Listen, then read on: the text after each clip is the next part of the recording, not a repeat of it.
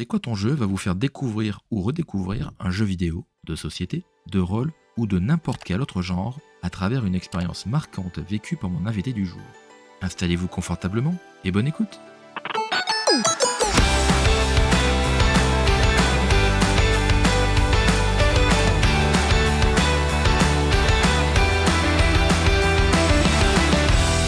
Bonjour à toutes et à tous et bienvenue pour un nouvel épisode, le numéro 20 déjà de C'est quoi ton jeu. Moi c'est Joël, je suis votre hôte à chaque émission et je suis accompagné d'un ou d'une invitée qui nous raconte un moment marquant qu'il a vécu sur la thématique du jeu. Aujourd'hui nous sommes le 13 décembre 2022, avis aux superstitieux, même si on n'est pas vendredi, je sais que certains d'entre vous le sont, peut-être que l'écoute de cet épisode va vous porter chance, en tout cas je l'espère. J'espère également que vous allez bien. Pour ma part, ça va. Je ne vous cache pas que je suis un peu en retard sur les achats de Noël. Qu'on se le dise, c'est déjà dans moins de 15 jours, donc il faut un peu se dépêcher.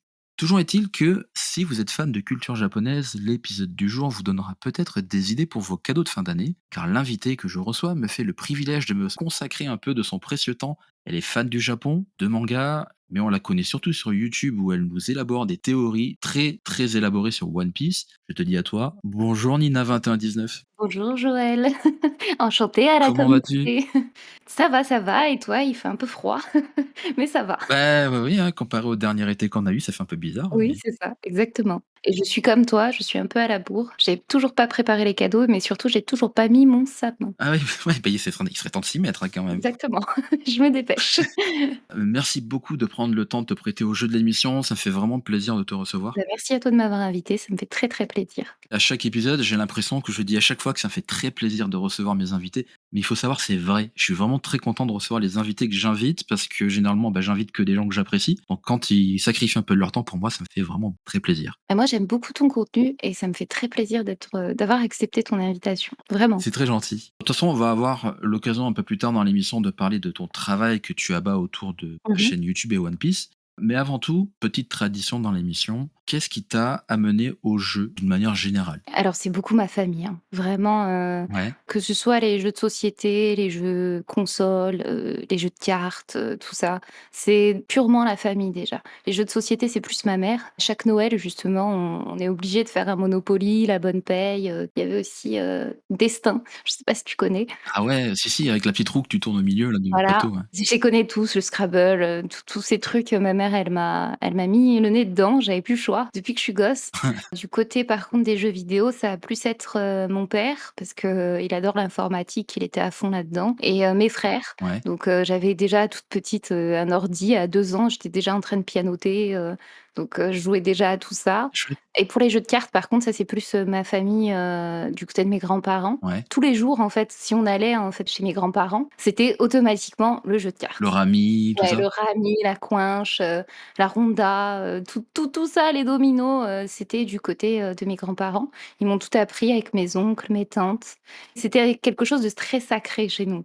C'est comme ça que j'ai connu tous les jeux, voilà. J'ai toujours baigné dans cet univers de jeux. Mais c'est bien parce que du coup, c'est vraiment baigné dans un univers qui est vraiment très varié et tu t'adaptes très bien dans le thème de l'émission où on partage du jeu vidéo, du jeu de société, du jeu de cartes, du jeu de rôle. C'est ça, ouais. C'est pour ça que du coup j'ai accepté parce que je me suis dit: «C'est totalement moi ça.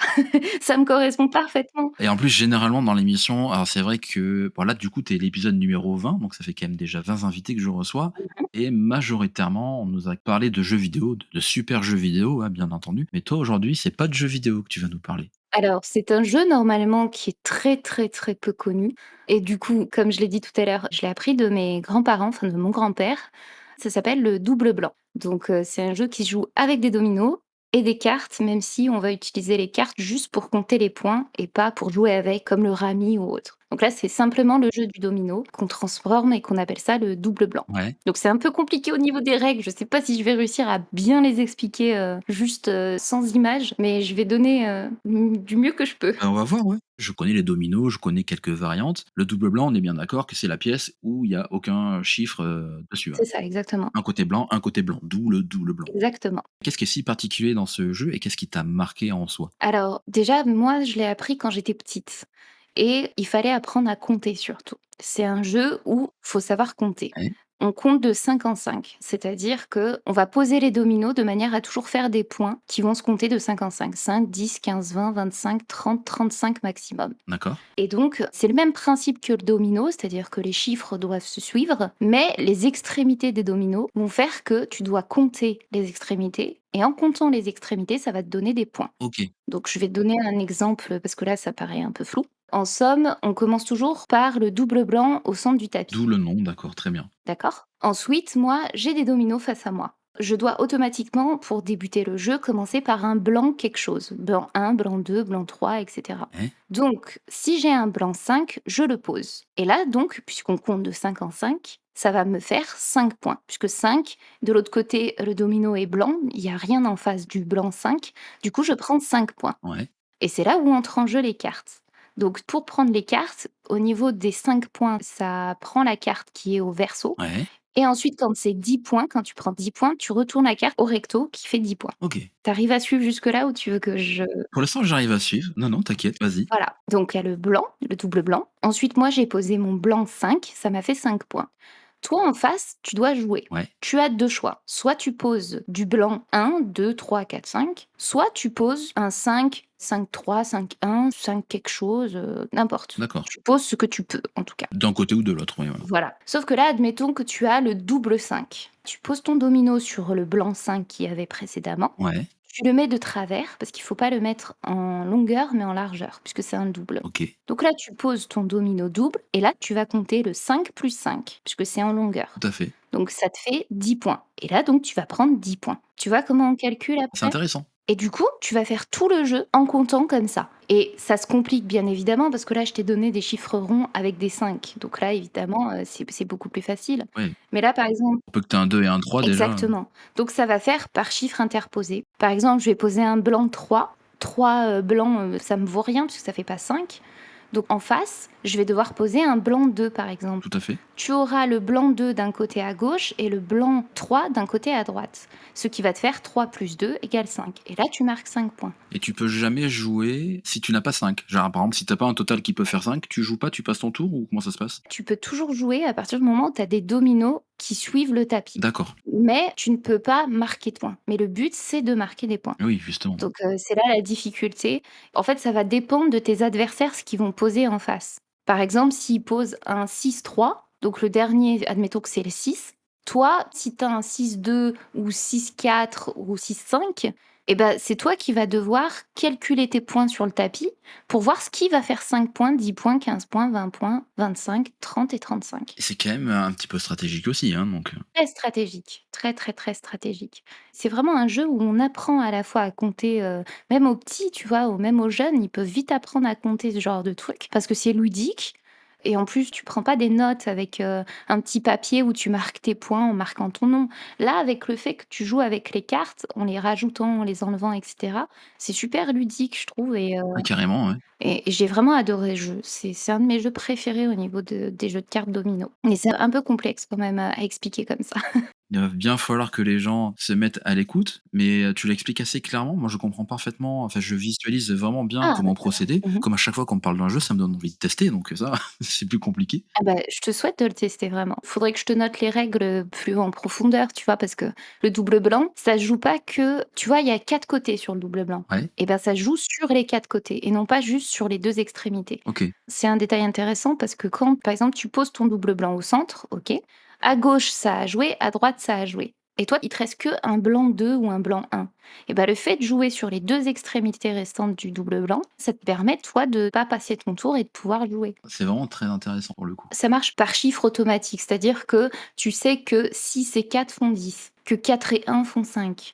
Je sais pas moi, 3 plus 2, ça fait 5. Ouais, C'est que des chiffres comme ça que tu vas compter ou si par exemple tu as un domino 6, un domino 6, tu sais qu'il va falloir poser un 3 ouais, parce que ça te fera 15. c'est ça. C'est des mémos techniques comme ça que tu as automatiquement. Pourtant, moi, je suis nulle en calcul. Vraiment, je déteste ça. Et vraiment, les dominos, quand je les vois placés, j'en ai tellement fait que c'est vraiment un automatisme, ça va très vite au niveau des calculs. Au final, tu que 7 chiffres si on compte le zéro, quoi, donc Voilà, c'est ça, ça exactement. peut aller assez vite et les combinaisons sont assez faciles Ouais, à c'est maîtriser. ça. Alors je sais qu'il y a plein de variantes du domino. J'en connaissais une, je crois que ça s'appelle le matador, où il fallait que quand tu poses ton domino, celui que tu vas mettre à côté, Les chiffres des 2 extrémités doivent faire 7, quoi qu'il arrive. Je Mmh. crois que c'est le matador. Après, il y a le domino classique, hein, le premier qu'on apprend. Ouais, ouais, ça. Mais là, en faisant intervenir un jeu de cartes à côté, je ne connaissais pas du tout et je trouve ça super intéressant. Ah bah, je suis contente de t'avoir d'un appris un jeu et de 2 qui te plaisent. Faut que je le fasse tester avec des gens, quoi. Tu y joues toujours toi ou Ouais. maintenant tu y joues plus? J'y ai joué, il y a pas longtemps justement, Ouais. avec des amis. Ils connaissaient pas et je leur ai appris et ils ont, adoré. Ils voulaient pas arrêter justement, j'en ai même marre. Je me suis dit: «Bon, on joue à autre chose» et non, ils ont adoré le double blanc. Donc j'étais très contente de leur faire découvrir. Tu y joues à combien? Alors tu peux y jouer jusqu'à 4. Tu vas changer les «règles» entre guillemets si tu es à 4 ou 3 joueurs. C'est quoi qui va changer? C'est le nombre de dominos que tu possèdes ou il y a d'autres contraintes? C'est le double blanc qui va changer. Au niveau de la distribution, en fait, des dominos, c'est juste ça qui va changer.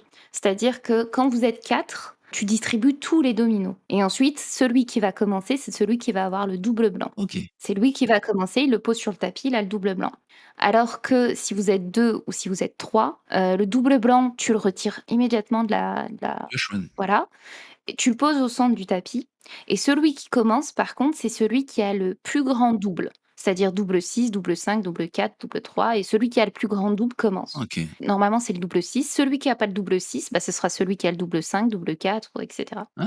C'est la seule vraie modification qu'il y a dans le jeu. Après, le désavantage, je dirais, de jouer à 4, c'est que si tu es un joueur qui connaît le jeu, tu peux vite, faire comme au casino et tu comptes les dominos. Ouais, Donc c'est beaucoup plus bah, simple. ça, Mais après, c'est de la je suis triche. un joueur de tarot aussi, donc c'est vrai que à l'habitude de compter les cartes et les atouts, donc c'est vrai que moi j'aurais vite tendance à compter les Voilà, dominos, ouais. c'est ça. Faut pas parce que sinon, c'est dommage, ce serait vraiment dommage. Après j'imagine à 4, la partie elle est assez rapide aussi donc Non, non, pas du ah tout. ouais? En fait, c'est des parties qui peuvent durer très longtemps parce que quand tu as des dominos de toutes parts et que c'est des gros chiffres, parce que comme je t'ai dit, le plus haut chiffre que tu peux faire, c'est 35. Oui. Donc pour compter les points, ça met énormément de temps avec ton cerveau pour analyser tous les dominos qu'il y a sur le tapis. Faut pas les oublier parce que si tu en as 4 de chaque extrémité à Oui, compter, c'est vrai que voire plus, parce que si tu as des doubles, par exemple, tu as un double 6 à l'extrémité, l'autre tu as un double 3, l'autre tu as un double 2, bah faut compter, compter, compter et après faut regarder toi, tes propres dominos et compter à ton tour ce qui te donnera les meilleurs, points. pas bête. Pas si facile en réalité. Ah, je suis vraiment curieux. Si les auditeurs nous écoutent, hein, idée de cadeau pour Noël, des dominos. Exactement, avec un petit jeu de cartes, ça coûte pas bien cher, 1 € et hop, faut jouer à ça. Un jeu de cartes classique, hein, on est d'accord? Ouais, ouais, vraiment classique, n'importe même des cartes de jeux de cette famille. Bon, cette famille, il y en aura peut-être pas assez, mais vraiment un jeu de cartes classique, hop, ça sert uniquement à compter les points, voilà. Après, c'est plus technique, un petit peu plus, vraiment mais un chouïa, c'est au niveau des comptages de points, c'est très précis. C'est-à-dire que le recto, ça vaut 10 points, le verso, ça vaut 5 points. Ouais, Mais par exemple, si moi j'ai pris 15 points tout à l'heure, d'accord? Donc j'ai une carte de face, une carte retourner. retournée, d'accord? Ouais. Je reprends 15 points à ce moment-là. Eh ben, je vais pas reprendre une carte de 5 points et une carte de 10 points. Ouais, tu retournes une carte et tu prends une autre que tu retournes directement. Voilà, en fait, la carte de dos qui faisait 5 points, je la retourne et ensuite je reprends une carte de 10. Ouais, tu convertis, ouais. Voilà, c'est ça. C'est le seul détail technique des cartes. Après, c'est tout simple, c'est toujours comme ça.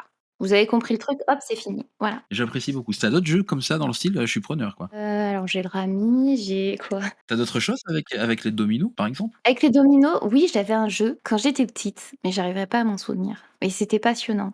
C'était une sorte de petit train. Il fallait réussir à enlever des dominos. J'arriverai plus du tout à me souvenir de ce que c'était. Faudrait que je le retrouve. Ouais. C'était très ludique. C'était des dominos de couleurs en même temps. Et fallait les associer comme des dominos classiques, mais comme un petit train en fait. J'arriverai plus à me souvenir du nom. Tu as évoqué le rami, donc j'imagine que tu as aussi beaucoup joué aux cartes, puisque tu disais que tu y jouais avec tes grands-parents. Il y en a qui t'ont Ouais. un peu marqué les esprits aussi? Bah, le rami beaucoup. Ouais. Je jouais énormément au rami. J'adorais ce jeu. J'adorais le principe. En fait, j'aimais bien les jeux de cartes parce que j'avais un peu des tocs quand j'étais gosse, je crois. Et du coup, j'aimais bien organiser les cartes. Et le fait que le rami, ça s'organise soit par un carré d'as ou un carré droit, etc. Soit ça s'organise par une C'est suite. vrai. Du coup, j'adorais faire ça dans les jeux. Et le rami, j'aimais beaucoup, beaucoup, beaucoup. Il y avait aussi, des jeux, ça c'est plus avec par exemple des copains d'école ou des copines d'école. C'était, le Kems, Ouais. je pense que tu connais. Si, si, oui. Voilà, il y avait le Pouilleux aussi, Ouais, le j'aimais Pouilleux, bien. le Kems, le Président et compagnie, tout ça, ouais. Exactement. Le président, j'étais super forte quand j'étais jeune. Ouais, Ouais, j'avais trouvé le truc, la technique, je sais pas comment j'ai fait et je m'en souviendrai même pas, hein. Mais je gagnais tout le temps après ça. Quand j'avais compris le jeu, j'avais réussi à gagner, mais vraiment partie sur partie et je me souviendrai même pas comment j'ai fait ce tu truc. sais pas bien, mais tu comptais. Ah ouais, tu crois que je comptais? Peut-être, c'est possible. Ouais, c'est possible. Enfin voilà. En tout cas, j'aimais beaucoup, ouais, les jeux de cartes comme ça, c'était très fun. Moi, j'aime bien les jeux comme ça parce que c'est un truc tout bête que je vais dire, mais il y a des gens, ils ont pas forcément d'argent. Quand on est petit, on n'a peut-être pas des parents super riches ou autres, qui peuvent pas nous acheter des jeux vidéo, qui peuvent pas nous acheter, les derniers robots high-tech, machin et un jeu de cartes, c'est tout bête, ça coûte pas du tout cher et c'est un jeu qui peut se jouer aussi bien en famille qu'entre amis. Et c'est ça que j'aimais bien avec, ce genre de truc. C'est qu'on pouvait s'amuser sans dépenser, des 1000 et des cents. Bah, surtout qu'en plus avec un jeu de cartes, il y a des centaines de déclinaisons possibles, alors si en plus, Exactement. Je conseille à tout le monde en tout cas de jouer aux jeux de cartes et aux dominos. je le conseille aussi et moi en plus, tu vois, je joue énormément aussi aux dés, tu vois? J'aime bien le Yams et tout ça. Ouais, ouais, c'est bien ça. Et j'aime bien le Yahtzee aussi. Ouais, parce que enfin Yats et Yams, je crois que c'est à peu près la même chose. Et je crois que ça s'appelle comme ça. Ouais, Je crois qu'en fait c'est le no l'autre nom, mais c'est la même c'est chose. ça. Bah, voilà, super, c'est très intéressant encore une fois, ça me donne envie d'essayer un jeu que je ne connais pas. Après, comme je le disais au début de l'émission, tu fais partie de la scène française des grands théoriciens et analystes Oh, de One Piece. petite. Oui, enfin, tu fais partie de cette communauté qui crée beaucoup de théories, Mmh mh. fait plutôt qui émettent beaucoup de théories sur le manga One Piece. Et à dire vrai, je ne sais pas vraiment le temps que tu passes dans toutes tes analyses et tes théories. Enfin, il y a une chose qui est indéniable, c'est que tes vidéos sont vraiment travaillées. On sent que à chaque plan, tu dois bien travailler After Effects et il n'y a pas trop de problèmes derrière, hein, mais Merci beaucoup. j'ai l'impression en regardant tes vidéos, c'est que tu es dans Eiichiro Oda, qui est l'auteur de One Piece. Tu sais à peu près où il va et même des fois tu vas peut-être au-delà de ce qu'il voudrait montrer en fait. Tu as une connaissance du manga bien sûr, mais aussi de tous les à côté quand tu fais des liens avec tes théories. Là où je vais en venir du coup, je parle de théorie de One Piece depuis 1 minute. Est-ce que tu peux te présenter aux auditeurs qui ne te connaîtraient pas pour qu'ils sachent un petit peu ce que tu Alors, fais? je suis Nina2119 d'une chaîne YouTube qui fait, du manga principalement One Piece et mon contenu, ça va être plutôt, donc des théories, des reviews de chapitres qui sortent et donc je vais analyser, tous les moindres petits détails de cette œuvre, que ce soit à travers la mythologie, la religion, tout plein de petits détails hors même la mythologie, ça m'arrive et je vais essayer de décrypter les choses que l'auteur met et qu'on n'a pas forcément vu, du premier coup d'œil, à la première lecture ou que même en la relisant plusieurs fois, on fait pas attention et moi, je vais être cette petite personne qui va scruter le moindre détail pour tenter d'expliquer aux gens, d'où la référence peut provenir. Voilà, c'est en somme ce que je fais à peu près sur ma chaîne et j'essaye vraiment, toujours de sublimer le contenu qu'on va voir parce que les sujets, en fait, que j'aborde, c'est pas du tout des sujets classiques ou qu'on a l'habitude de voir ou qui sont fun, on va dire. Parce que la plupart, du temps sur YouTube, on va plus vous offrir un contenu, beaucoup plus chill où en fait on se prend pas la tête, ça va être, des tops, des choses que vous connaissez déjà. Par exemple, quels sont vos 5 personnages préférés ou quels sont les 10 moments marquants, de One Piece ou des choses comme ça.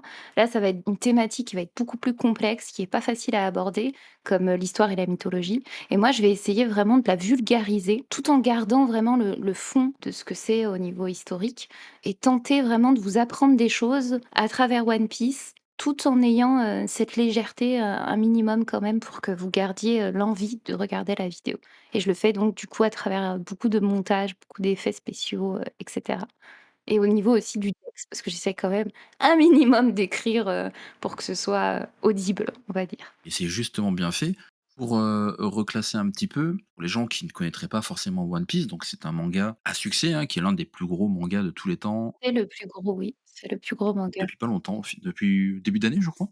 Oui, à peu près, oui. Et ce qu'il y a, c'est qu'en fait, actuellement, dans l'histoire, sans vraiment rien spoil, on entre dans la dernière partie de la saga qui compte déjà à peu près 104 volumes, hein. Et l'auteur a distillé tout au long de ces 104 volumes et plus encore, plein d'histoires, d'intrigues, d'éléments auxquels on n'a pas de réponse.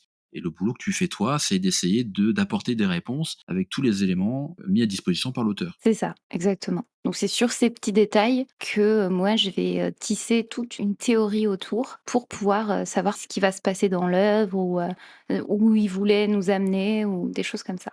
Et ce qui est incroyable, c'est que non seulement, bah, tu pointes des choses que l'auteur nous a mis à disposition peut-être 80 tomes avant, auxquels on ne faisait pas attention, mais après, comme tu le disais, tu fais des croisements aussi avec, beh, les la culture du monde dans lequel on vit, les différentes religions, tu croises le tout et en fait, tu arrives à trouver des similitudes qui concordent avec l'histoire de One Piece. C'est ça. C'est incroyable. C'est l'exemple type, par exemple, c'est, le fait que Luffy soit dieu soleil, un dieu soleil. Ouais, C'est une théorie que j'avais écrite, il y a 5 ans et j'avais expliqué que Luffy, pour moi, était le dieu solaire parce que tous les petits détails qu'avait mis Oda, c'était vraiment des détails minuscules, hein, comme, Luffy adore les scarabées. Sur, des covers, il avait, Oda mis, 3 scarabées bien spécifiques. Il y en avait un pour, Sabo, un pour Ace et un pour Luffy. C'était un atlas, un enfin bon, je vais pas tout citer et en clair, il avait même hésité entre le One Piece et un scarabée quand Chopper lui avait posé la question sur Jaya et ce détail du scarabée, en réalité, on peut le relier à un dieu solaire qui est le dieu Ra, dans l'Égypte. Et c'est ce genre de petits détails, quand on assemble toutes les caractéristiques de Luffy, ben, on se rend compte qu'il a une caractéristique de chaque dieu solaire dans le monde. ouais. Et du coup, c'est comme ça que j'en suis arrivée à dire que Luffy serait le dieu soleil. Et plus tard, on a appris qu'en réalité, bah, son fruit, c'était bien le fruit, du dieu soleil. Donc c'est comme ça que je construis mes théories. Après, c'est beaucoup de recherches, hein, c'est pas une connaissance acquise. Je sais que beaucoup, parfois, pensent, que c'est parce que j'ai fait des études dans l'histoire ou des choses comme ça. Pas du tout. Je suis une vraie quiche en histoire. J'ai toujours été nulle à l'école. Je suis vraiment une bille et c'est que de la recherche et du temps de travail. C'est tout, c'est juste ça. C'est ça et tu pointes des choses sur lesquelles moi je ne tiquerais pas forcément. Autant il y a des choses, je pourrais voir, ouais effectivement il a mentionné ça, dans le tome 24 et on en reparle dans le tome 98, mais toi tu arrives à mettre le doigt sur des choses, comme ça, enfin c'est incroyable quoi.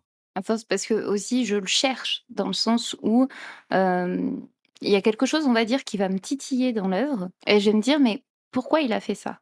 J'ai tellement étudié One Piece à force que maintenant il y a certains détails que tout de suite je vais me dire: «Pourquoi? À quoi ça sert?» S'il met ça, c'est C'est pas pour rien, ouais, c'est pas anodin. voilà, Oda, il a une manière de travailler qui est exactement comme ça, c'est-à-dire que quand il met un détail, parfois, il va pas du tout le développer, hein, ça peut être que dans la tête des fans et des théoriciens, mais le plus souvent, on sait que derrière, il y a forcément une signification. Il le met pas au hasard.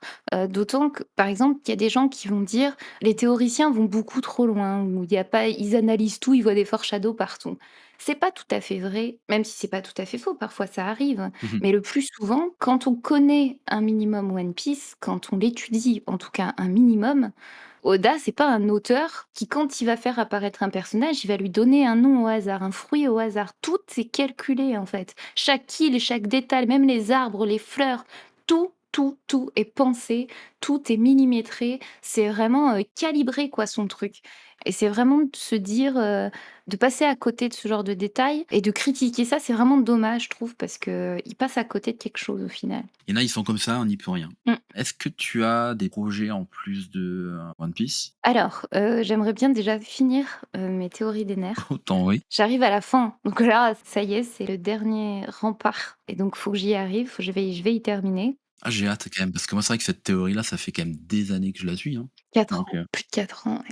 Faut se dire que toutes ces vidéos, enfin toutes les vidéos que vous voyez, elles ont été écrites 4 ans en avance. Tout ce que vous allez voir maintenant, c'est tout ce qu'il y avait il y a 4 ans, hein. oui, c'est vrai. C'est dur des fois de me remettre dans le bain. Là, je suis à l'avant-avant-dernière et c'est trop dur de me remettre dans le bain. Oui, puis surtout, il y a peut-être des choses aussi qui ont été dévoilées entre-temps et qui ont un Ouais. petit peu changé les choses, hein. Ouais, c'est exactement ça. Donc après les théories des nerfs, ouais, j'ai plusieurs projets. Le premier, ce serait, de continuer évidemment ma chaîne, avec des reviews, des théories en tout genre.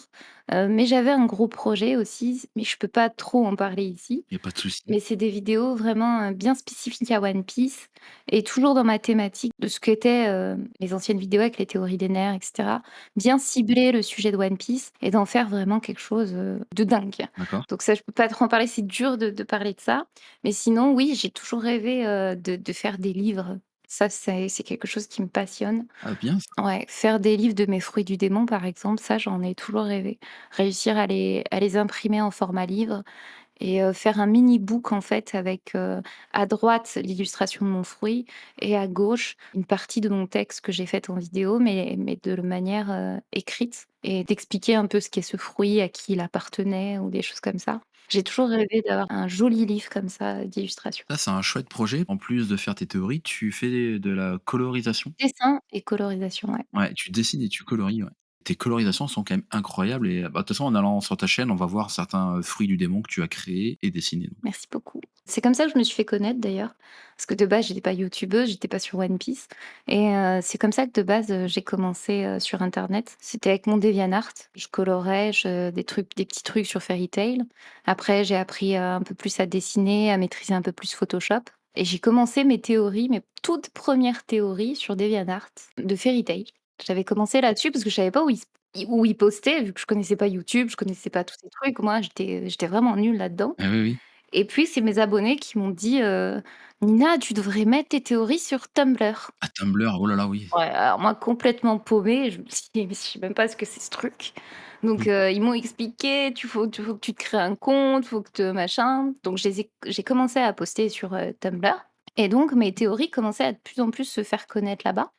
Et du coup, il y a des gens qui commençaient à me dire: «Oui, tes théories, elles sont en train de se faire voler sur YouTube». Moi, YouTube, je connaissais pas, je pensais que c'était, enfin, je connaissais parce que je pensais que c'était juste, des musiques.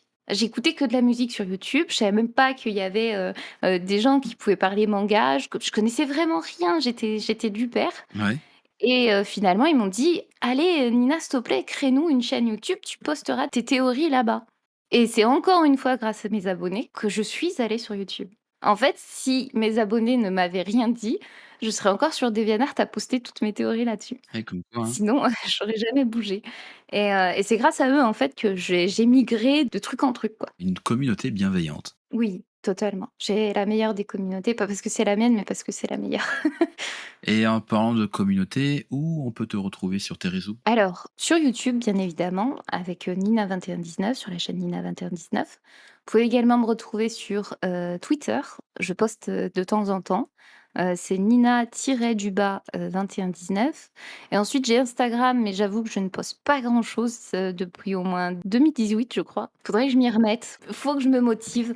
Mes abonnés me demandent beaucoup de poster là-bas, mais, c'est vrai que je suis pas douée avec les réseaux, mais je vais essayer. J'ai également Facebook, mais je poste plus aussi. D'accord. En somme, mes gros réseaux, on va dire que c'est bien évidemment YouTube et un peu Twitter quand même.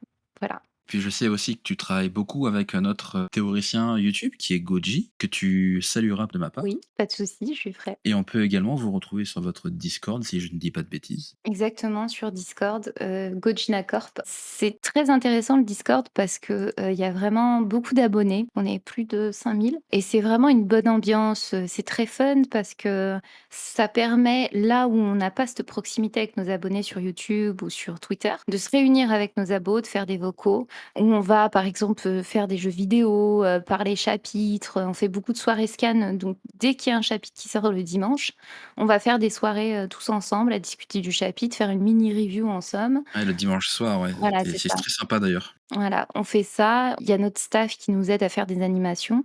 Donc, par exemple, quand il y a pas de chapitre, on va faire, des tier lists ou des gros jeux qu'on avait préparés, pour Noël, pour Pâques, pour les événements comme ça. C'est On fait très des chouette. events. Voilà. Comme on a dit, une communauté bienveillante et active autour de vous. Oui, totalement. C'est pour ça que je dis toujours que ma communauté, c'est la plus belle.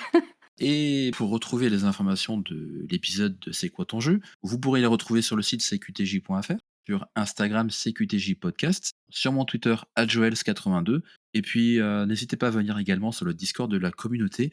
Il n'est pas encore très peuplé comparé au tien, mais bon, on espère que ça viendra avec le temps. Bah, je te le souhaite, vraiment. Merci. Et également, vous pourrez retrouver toutes les infos sur Nina dans les notes de l'émission et également la règle du double blanc. Exactement. Merci vraiment infiniment pour ton précieux temps et puis je te souhaite que du bon pour la suite. Merci beaucoup, je te remercie de m'avoir invitée.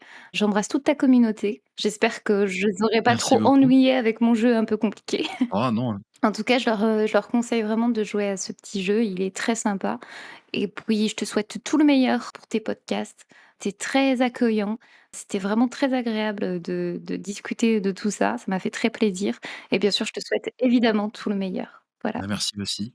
Et puis je te souhaite surtout, parce que c'est un peu le moment, un joyeux Noël et de bonnes fêtes de fin d'année. Exactement, toi aussi. Et à toutes tes Voilà, proches, bien évidemment, et à ta famille. merci beaucoup. Et quant à nous, on se donne rendez-vous dans 2 semaines pour un épisode spécial Noël qui sortira le mardi 27 entre Noël et Jour de l'An. D'ici là, portez-vous bien et jouez bien. Et n'oubliez pas, on a tous au moins un jeu qui nous a marqué, non? Et vous, c'était lequel?